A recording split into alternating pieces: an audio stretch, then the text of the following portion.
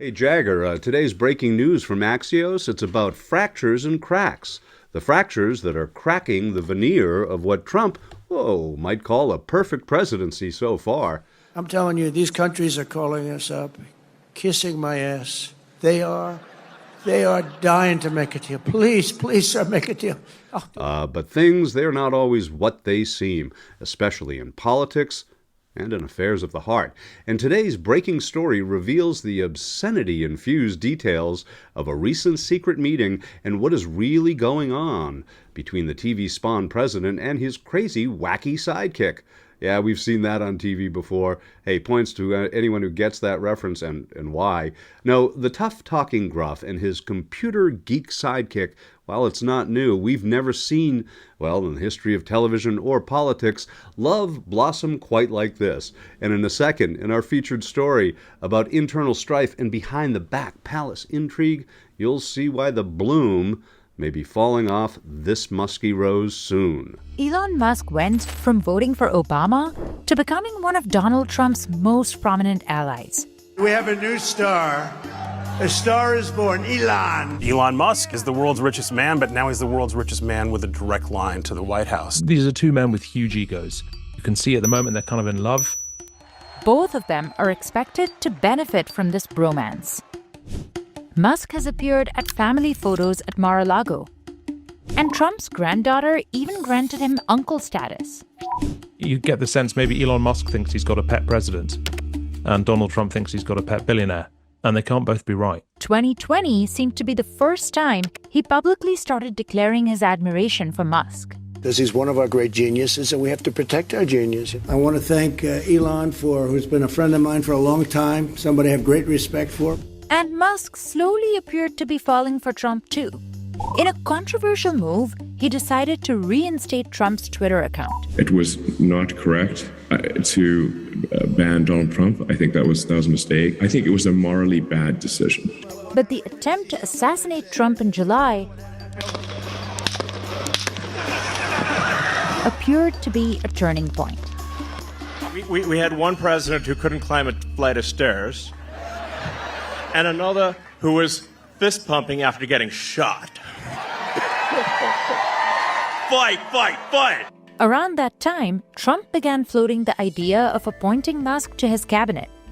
Musk responded by tweeting an AI-generated photo with, quote, "I am willing to serve," as a caption. Musk poured millions into his campaign by creating the America PAC, which spent about $250 million to help elect Trump. From then on, he was pretty active on the campaign trail, showing up at rallies alongside Trump and even holding multiple town halls in Pennsylvania.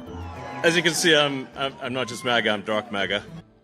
It's hard to say how much Musk's gestures helped Trump win the 2024 election, but they definitely sealed their friendship. Now, Musk seems to be an integral part of Trump's inner circle. He's been around Mar-a-Lago a lot, including at a party where key Republican officials celebrated Trump's return to the White House. He's gone golfing with Trump and has been spotted at an Ultimate Fighting Championship event in New York City. He's been flying around on Trump's private jet, and photos show them eating McDonald's together. They hung out in South Texas to watch a SpaceX rocket launch. Trump was seen listening closely as Musk explained how it worked. He was also sitting in the front row as Trump spoke during a meeting with House Republicans.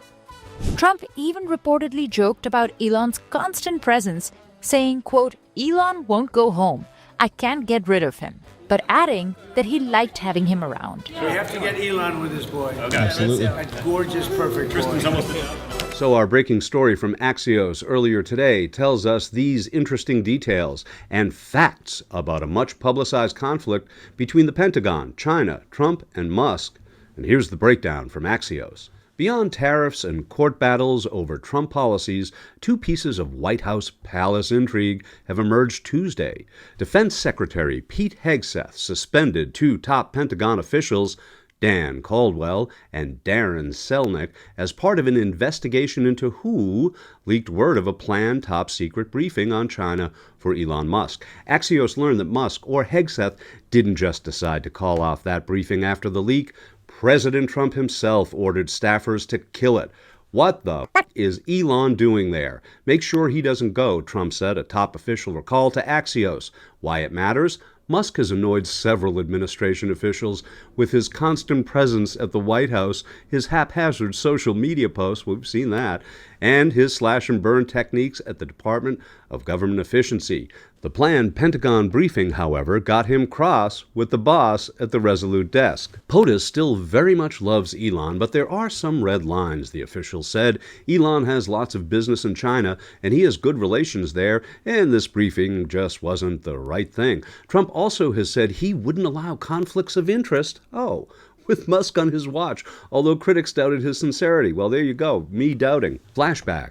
The China episode became public on March 20th, when the New York Times accurately reported that Musk was scheduled the next day to receive a Pentagon briefing on military plans in case of war with China. At 11 p.m. on March 20th, Trump took to Truth Social to call the report fake news from the failing New York Times. They said incorrectly that Elon Musk is going to the Pentagon tomorrow to be briefed on any potential war with China.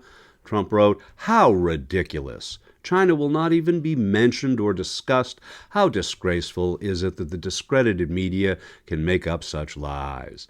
Anyway, the story is completely untrue, but that Truth Social message wasn't posted until the plan for the Pentagon briefing for Musk had been changed. Musk still attended a briefing at the Pentagon with Hegseth on March 21st, but China wasn't discussed. In the White House that day, Trump let slip his true feelings about Musk's entanglement with China. "I certainly wouldn't want, Elon has business in China, and he would be susceptible, perhaps, to that," he told reporters. But it was such a fake story. For his part, Musk wrote on X, "I look forward to the prosecution of those at the Pentagon who are leaking maliciously false information to NYT. They will be found."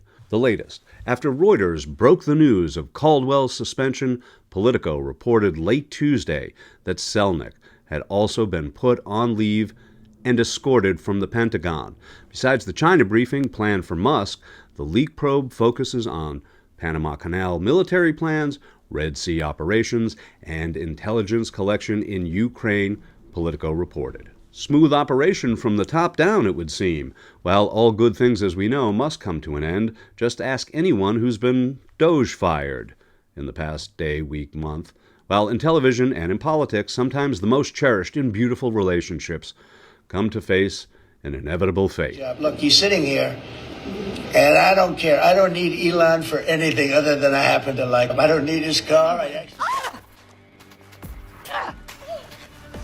You spiteful little